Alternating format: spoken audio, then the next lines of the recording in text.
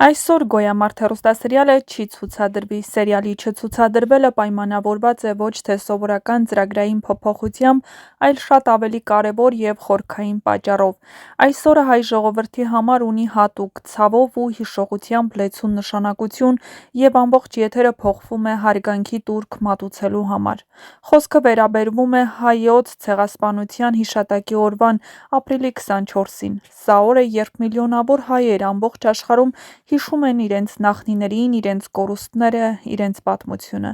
Այդ պատճառով հեռուստաալիքները, այդ թվում նաև Armenia TV-ն ամբողջությամբ փոխում են իրենց ծրագրային ցանցը։ Այս օրը եթերում հիմնականում ցուցադրվում են վավերագրական ֆիլմեր, հիշատակի հաղորդումներ, հատուկ ծրագրեր, որոնք պատմում են պատմության մասին, ներկայացնում են մարդկանց ճակատագրերը և պահպանում ազգային հիշողությունը։ Սա այն օրն է, երբ զվարճանքային և գեղարվեստական նախագծերը երկրորդ պլան են մղվում։ Այդ պատճառով էլ «Գոյամարտի» այսօրվա սերիան չի ցուցադրվում, սակայն սա պարզապես դադար չէ սերիալի համար։ Սա նաև մի պահ է, երբ նույնիսկ ամենալարված սյուժեները, ամենաէմոցիոնալ պատմությունները մի կողմ են դրվում ավելի մեծ արժեքների առաջ։ Հեռուստադիտողները, որոնք ամեն օր սպասում են սերիալի նոր զարգացումներին, այսօր միանում են ընդհանուր հիշողությանը, լռությանը և հարգանքին։ Միևնույն ժամանակ, այս դադարը նաև յուրահատուկ ազդեցություն ունի հենց սերիալի վրա։ Երբ պատմությունը գտնվում է այդքան լարված կետում, Էռնայի հոգեկան վիճակը, Ավոյի դեմ հարվածը, Գրիշոյի ամուսնության առաջարկը, Լեոյի և Լեայի բարդ հարաբերությունները, մեկ օրվա ընդմիջումն ավելի է մեծացնում սպասումը։ Հեռուստադիտողները սկսում են ավելի շատ մտածել, քննարկել, ենթադրել՝ ինչ կլինի հետո։ Շատ դեպքերում նման դադարներից հետո սերիալը վերադառնում է ավելի հագեցած, ավելի ուժեղ սերիայով, որը կարծես պայթում է կուտակված սպասումից։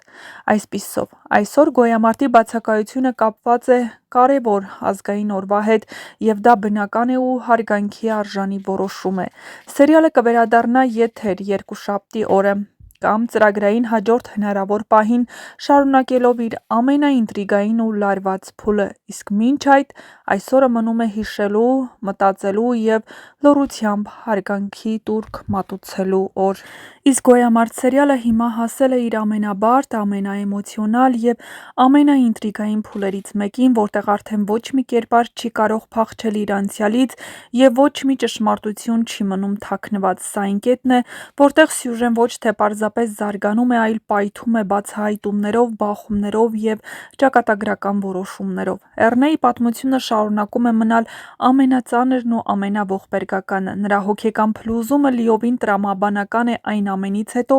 ինչ նա իմացավ։ Մարդն, ում նա վստահում էր, ում պաշտում էր, պարզվեց մարդասպան է և ոչ միայն ուրիշի, այլ սեփական հոր։ Սա այն ճշմարտությունն է, որը կարող է կոտրել նույնիսկ ամենաուժեղ մարդուն, հատկապես, որ Էռնան նրան մեղադրում է, որ նա խոստացել էր եղբորը, որ չասեր ճշմարտությունը։ Հունանը պահել էր իր խոստումն ու Իննային չէր ասել, բայց Էռնան խախտել է այդ խոստումը, և այս բոլոր մեղադրանքները ազդում են Էռնայի հոգեկան աշխարհի վրա։ Էռնայի կողմից Ավոյին հարվածելը պարզապես պահի ազդեցություն չէր։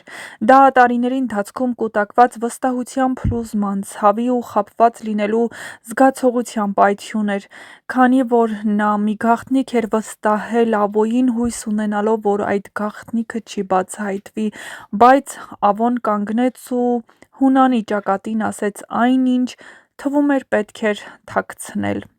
Եվ բնականաբար, նա հայտնվում է հոգեբուժարանում, ցույց է տալիս, թե ինչքան վտանգավոր կարող են լինել ճշմարտությունները, երբ մարդը պատրաստ չէ ընդունել դրանք։ Բայց Էռնայի պատմությունն այստեղ չի ավարտվում։ Ընդհակառակը, հենց հիմա է սկսվում նրա նոր փուլը։ Հոգեբուժարանը կարող է դառնալ կամ նրա վերջնական կոտրման վայրը, կամ հակառակը՝ վերածննդի սկիզբը։ Եթե նա կարողանա հաղթահարել այս փուլը, ապա դուրս կգա որպես բոլորովին նոր մարդ։ Ավոյի գիծն այս ամենում ավելի խորքային է դառնում։ Նա չի մահանում, և դա նշանակում է, որ նրա խաղը դեռ շարունակվում է։ Ավոն այն կերպարներից է, ով միշտ մի քայլ առաջ է մտածում։ Նրա քայլերը երբեք պատահական չեն, և նրա ներկայությունը սերիալում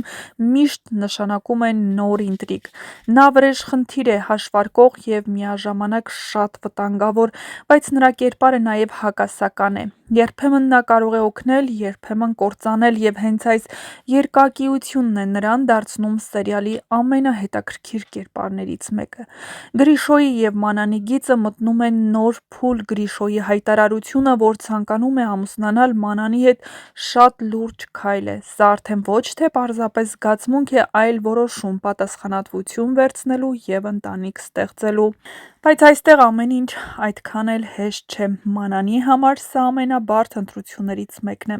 Նա պետք է որոշի՝ վստահել իր զգացմունքներին, թե լսել իր բանականությանը։ Նա հոգնել է պայքարից, հոգնել է միայնակ լինելուց, և հենց այդ վիճակում է, որ նրա որոշումը դառնալու է